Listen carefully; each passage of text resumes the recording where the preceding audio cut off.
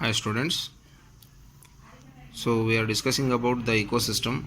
So that is the system or a biological community in which the interaction takes place between the living and non-living things, or a biological community in which the organisms interact with their physical environment.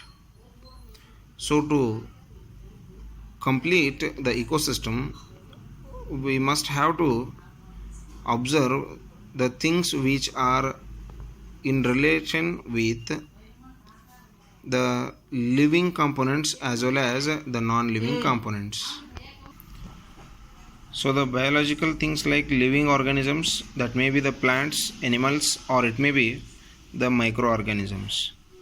So these all living things, they will completely depending on the non-living materials like the light, temperature, pressure, soil, water and air, and so many other the components like the nutrients.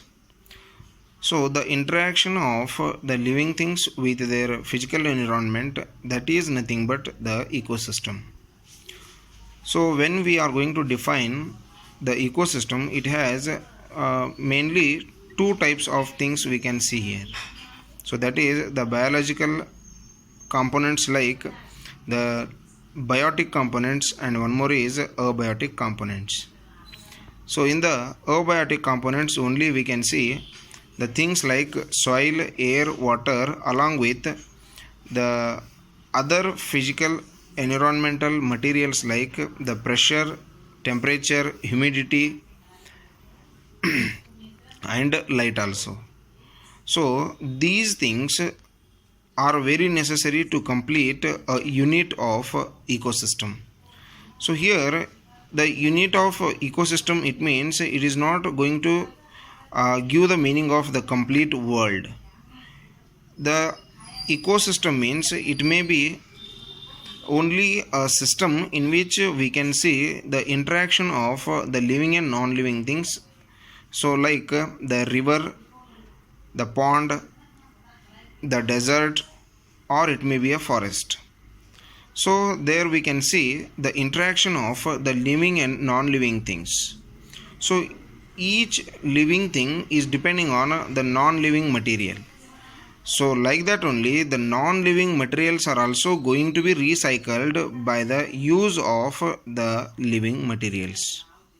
So that will definitely give you the meaning of the ecosystem.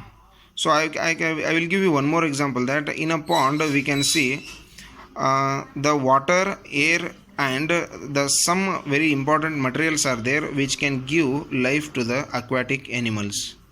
So the living materials which are present in the pond, so like the fish, or it may be the frog, or it may be the other animals which are living in that system, those are all considerably comes under the ecosystem. So the ecosystem may be the natural, or it may be the artificial, or it may be considered as the man-made. So the natural ecosystems are nothing but river, forest, desert, etc. And the